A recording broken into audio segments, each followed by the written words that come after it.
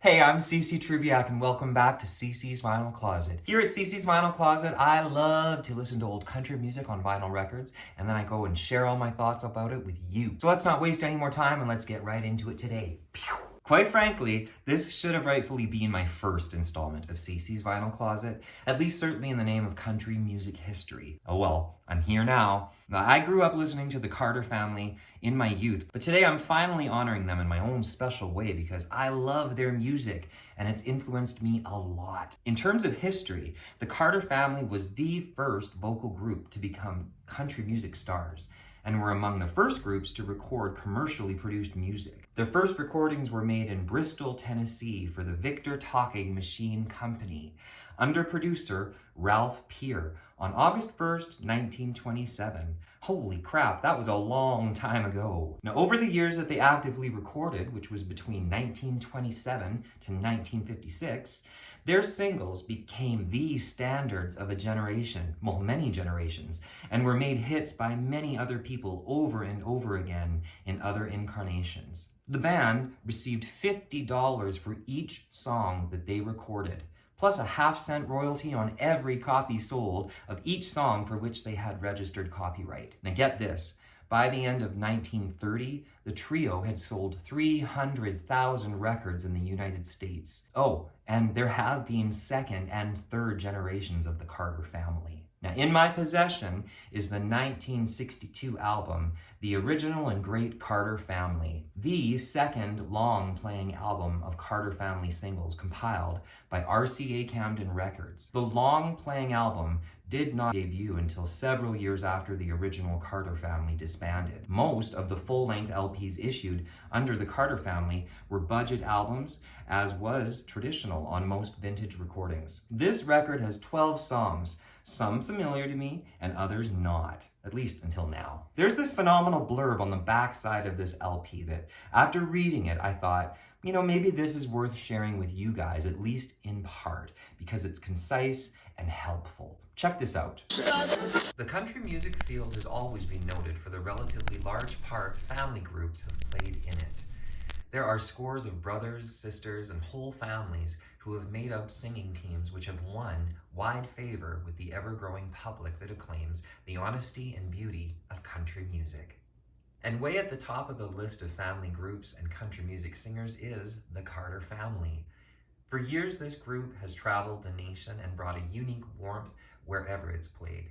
The family comes from a breathtakingly beautiful little valley at the foot of Smoky Mountains in West Virginia, near the Tennessee line. Carters have always been in that valley, as far as its residents can recall. But the singing Carter family has been the first to spread a local name all over the world. The Carters on this record are the Carter family.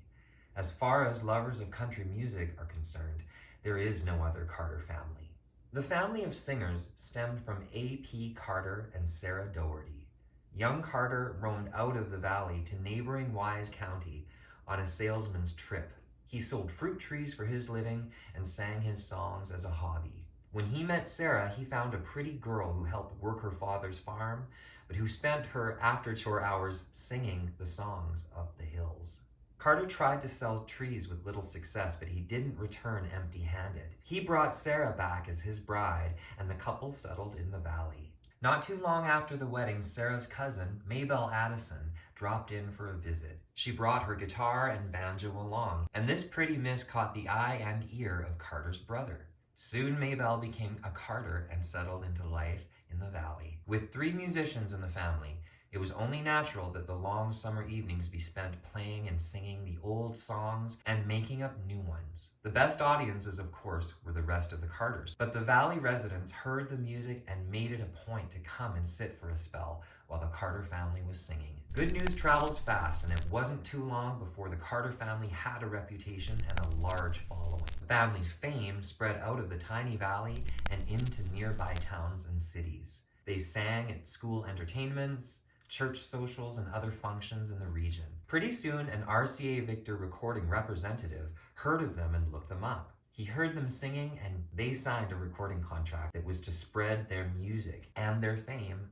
out of the valley and all over the world. With the release of their first records, it became obvious that new international stars had been born.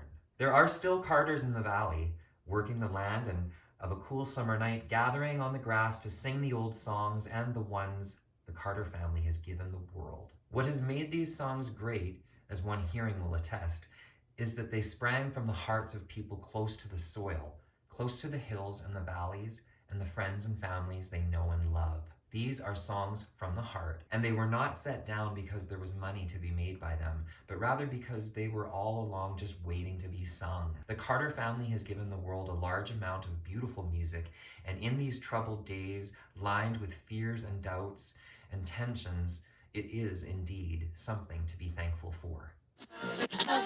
Believe you me, I am thankful for the gospel of the Carter family's music. The most familiar standards off this record are the single, I'm Thinking Tonight of My Blue Eyes. Oh, I'm thinking tonight of my blue eyes, who is sailing far over the sea. And I'm thinking tonight of him only, and I wonder if he ever thinks of me. And that much familiar Wildwood Flower. Oh, I long to see him and regret the dark hour. He's gone and neglected his pale wildwood flower. It's songs like these that made the Carter family prolific throughout the Depression, and a testament to their selling power, since most of the artists of the 1920s never made it past recording. Point blank, all the songs on this record are worth listening to, each and every single one. Quick thoughts on each original member. I now know that A.P. Carter played fiddle, guitar, and sang bass, but beyond these skills, he's best known for his songwriting, song catching, and song arranging talents. A.P. traveled thousands of miles in the Appalachian Mountains with the African-American guitarist Leslie Riddle, capturing ballads, fiddle tunes, parlor songs, and gospel hymns. And you know how much I love them gospel hymns. It's no wonder I like this music so much. Controversy surrounds his copyright applications on songs that were in the public domain, but the Carters' reworking of these songs represents the Appalachian folk tradition, where musicians traded tunes and songs with the expectation that each player or singer would put his or her mark on a piece. AP followed this tradition. Here's a little bit of one of my favorites, Lula Walls. Such a star I've never seen. She's as pretty as a queen. She's as perfect as an angel from above. If she'd only be my wife, I'd live happy all my life with that aggravating beauty, Lula Walls. The Carter family's sound was characterized by innovation, built around their vocals, which were usually made up of the basic 3-chord structure. My favorite. They created a whole new sound. Also innovative is how they featured a female on melody. Music of the day was usually sung by a male lead vocal. They highlighted their harmonic strengths, which featured the melody of Sarah and the strong background vocals of AP and Maybelle. Plus, I read about the Carter Scratch, named for the picking style of Maybelle Carter. And a favorite tune for me is Diamonds in the Rough.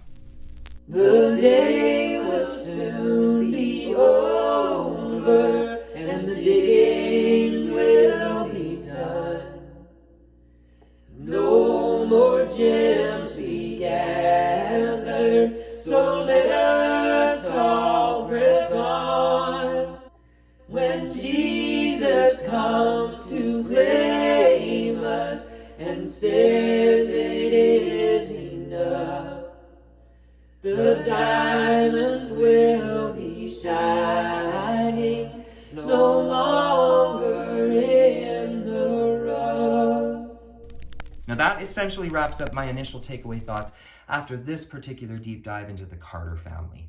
Please drop your thoughts, comments, and recommendations below. And until next week's installment of CC's Vinyl Closet, take care of you and keep on enjoying the music.